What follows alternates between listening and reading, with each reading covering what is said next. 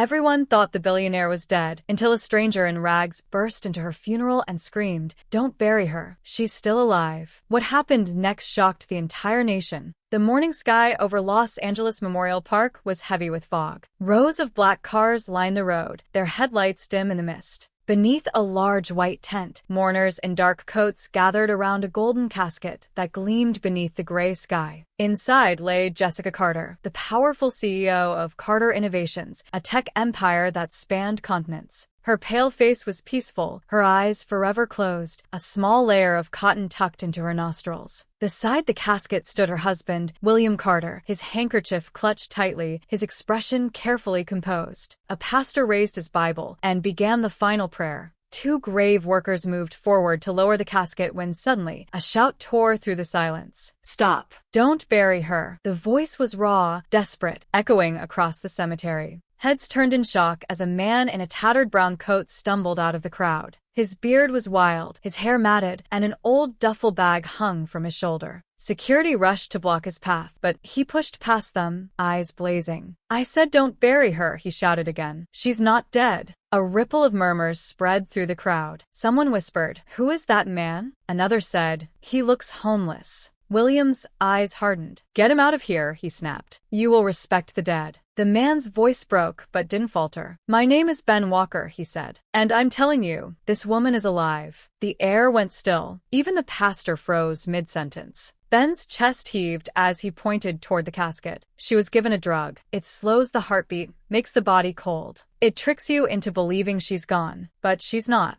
Give her the neutralizer, and she'll wake up." William's jaw tightened, anger rising behind his calm mask. "Enough," he barked. "Remove him." But Ben stood his ground. His voice dropped to a soft, steady tone that carried through the tent. "You know what you did, William. And so does Dr. Daniel Moore." All eyes turned toward Jessica's family doctor, standing nearby. His face drained of color as sweat trickled down his temple. Ben took a step closer to the casket. "I heard you last night," he said. "You talked about rushing the burial before anyone noticed. You wanted her gone, before sunrise." The crowd murmured louder now. "Let them check," someone said. "What if he's right?" An older woman in a purple dress, Jessica's aunt, Margaret, stepped forward, trembling. "If there's even a small chance," she said, "we'll check." William's composure cracked. "You people don't understand. She's gone." But no one listened. The guards hesitated. The pastor lowered his Bible. The air felt electric, charged with fear and hope. Ben knelt beside the casket and took off his coat, folding it into a pillow. "Help me lift her head," he said gently. Two mourners stepped forward. Together they lifted Jessica slightly. Her face looked like sleep, her lashes resting on her pale skin. "Please remove the cotton," Ben whispered. Aunt Margaret did, her fingers shaking. Ben reached into his old duffel bag and pulled out a small brown vial. "This is the neutralizer," he said. "It reverses the effect of the poison she was given. One drop could bring her back.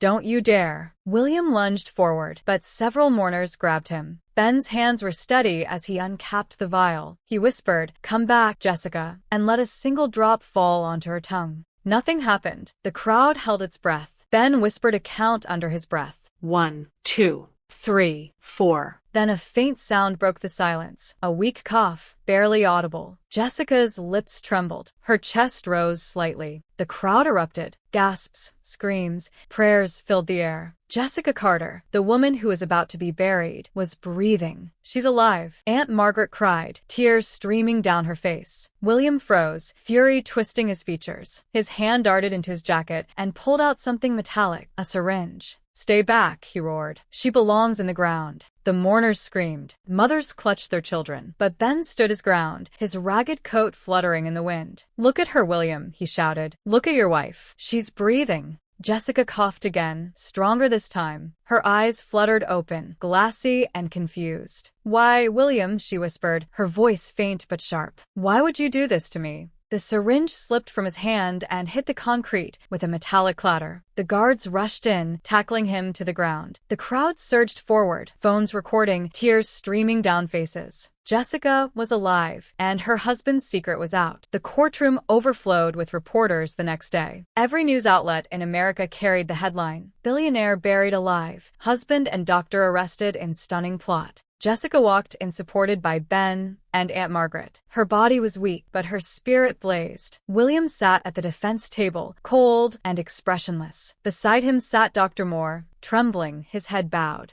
The prosecutor's voice was sharp and steady. This was not an accident. It was a deliberate plot, a man's attempt to bury his wife alive for her fortune. But one brave man stopped him. The entire courtroom turned to look at Ben Walker, now clean-shaven and wearing a borrowed suit. He lowered his eyes, uncomfortable with the attention. Jessica's gaze softened as she looked at him. When the prosecutor held up the syringe found beside the grave, the room gasped. "This contains tetrodotoxin," he said, "a rare compound that can mimic death. Dr. Moore, you signed her death certificate. Do you deny it?" The doctor broke down sobbing. "He forced me," he cried. "He said he'd ruin me if I refused." Jessica's voice shook as she stood. "You both betrayed me. I gave you everything, my love, my trust, my empire, and you gave me a coffin." Ben took the witness stand. His voice was calm but heavy with emotion. "The night before the burial, I overheard them in a parked car. They said, 'She's cold already. Tomorrow we bury her before anyone suspects.' I couldn't let it happen again. Years ago, I lost my wife and daughter. I was too late to save them. I wasn't going to be too late this time." The room fell silent. Even the judge's eyes softened. When the verdict came, the crowd held its breath.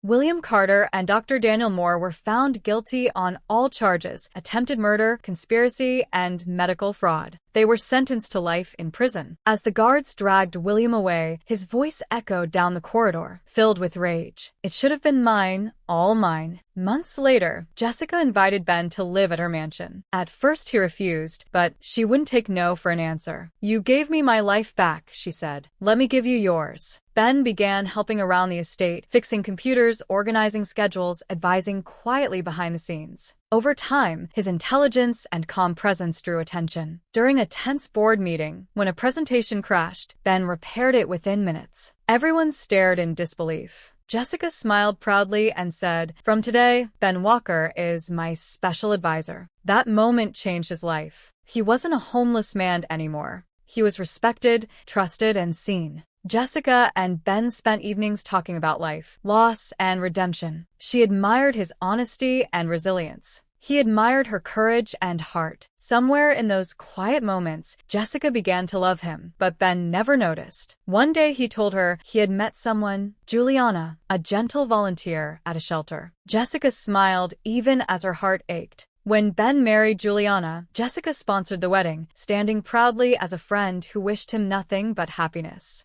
Later, Jessica too found love again, with George Lawson, a compassionate businessman who admired her for her strength, not her wealth. Their wedding was simple, filled with laughter and peace. Years passed, and both families flourished. Ben and Juliana had a son, Jonathan. Jessica and George welcomed a daughter, Eliana. One golden evening, they all gathered in Jessica's garden. The children played under the fading sun. Ben lifted his glass and said softly, "From ashes to dawn." Jessica smiled, holding her daughter close. "Yes," she whispered, "from ashes to dawn." A decade later, on the anniversary of her survival, Jessica stood on stage at a charity gala. Cameras flashed as she took a deep breath. 10 years ago, I nearly went to my grave because of betrayal," she said. "But today, I refuse to let hatred bury me again. I forgive William Carter." The hall gasped. Some clapped, others cried. Jessica smiled through her tears. Forgiveness isn't weakness, it's freedom. If I can rise from the grave, I can rise above bitterness too. Across town, in a small apartment, William, now an old, frail man, watched her on television. Tears streamed down his cheeks as he whispered to the empty room, "Greed destroyed me, but she found life again." Back at Jessica's home, she and Ben sat in the garden, their children laughing nearby, the world finally quiet around them. The ghosts of betrayal had faded. What remained was peace, because even from the grave,